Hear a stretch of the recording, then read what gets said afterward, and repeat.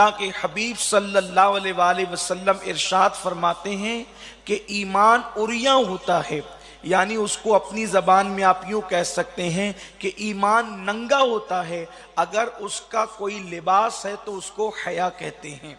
یعنی جب تک انسان کے اندر حیا نہ ہو اس وقت تک کہ گویا کہ اس کا ایمان جو ہے عریاں ہوتا ہے، بلکہ یہاں تک فرمایا گیا جس میں حیا ہے اسی کے پاس ایمان موجود ہے، اور جس کے پاس حیا نہیں ہے گویا کہ اس کے پاس ایمان موجود نہیں ہے۔ اللہ تبارک و تعالی جب کسی سے ایمان کو چھیننا چاہتا ہے تو پہلے اس سے حیا لیتا ہے، اس کے بعد پھر اس کے ایمان کو زوال آ جاتا ہے اور اس کا ایمان چھین لیا جاتا ہے۔ میرے پیارے آقا صلی اللہ علیہ وسلم کی کنیزوں، اللہ اکبر، ایک مقام پر ارشاد فرمایا گیا کہ جس میں حیا جتنی زیادہ ہوگی اس کا ایمان بھی اتنا ہی زیادہ مضبوط ہوگا۔ اسی لیے مصطفیٰ جان رحمت جو صرف مومن ہی نہیں بلکہ ایمان ہے، اور ایمان ہی نہیں بلکہ جان ایمان ہے، ان کے متعلق ام المومنین اما عائشہ صدیقہ رضی اللہ تعالیٰ عنہ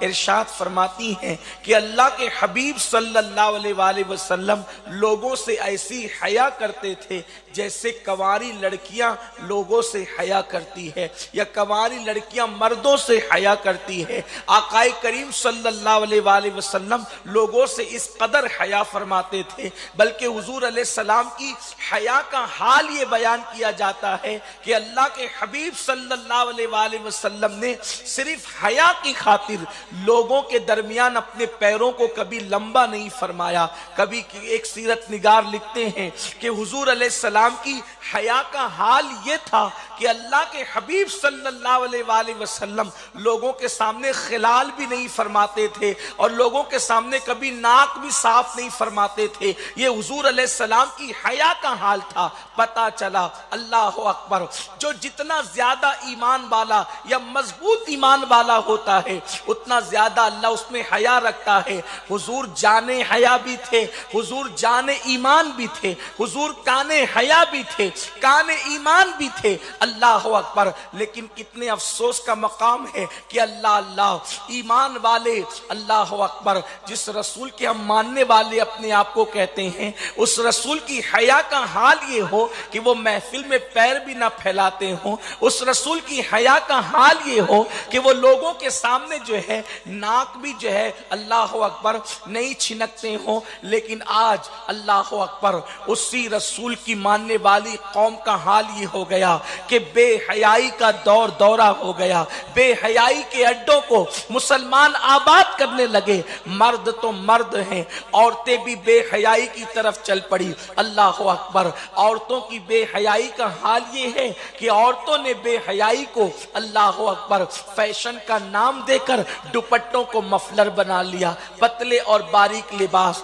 آج عورتوں کی پہچان بنتے چلے گئے، جبکہ فرمایا گیا جس عورت کا کپڑا جتنا باریک ہوگا اور پتلا ہوگا اس کا ایمان بھی اتنا کمزور ہوگا، اور جس عورت کا جو ہے وہ گویا کے تقوی کی بنیاد پر لباس جتنا موٹا ہوگا یہ اس کے ایمان کی مضبوطی کی علامت ہے۔ میرے آقا صلی اللہ علیہ وسلم کی کنیزوں، یاد رکھنا ایمان کے بغیر کوئی عمل کام نہیں آئے گا، اور حیا پر جو ہے گویا کے ایمان کی نشانی قرار دیا گیا ہے حیا کو۔ اللہ اکبر، آج کل عورتوں کی کیفیت یہ ہے کہ بے حیائی کو عام کرنا یا بے حیائی کو عام کرنے والوں کو پسند کرنا یہ آج عورتوں کی پہچان بنتی جا رہی ہے۔ اے خاتون جنت رضی اللہ تعالیٰ عنہ کی کنیزوں، آؤ ذرا دیکھو تو صحیح کل کی عورتوں کی حیا کا حال کیا تھا۔ اللہ اکبر، میرے پیارے آقا صلی اللہ علیہ وسلم کی کنیزوں، ایک عورت حضرت سیدنا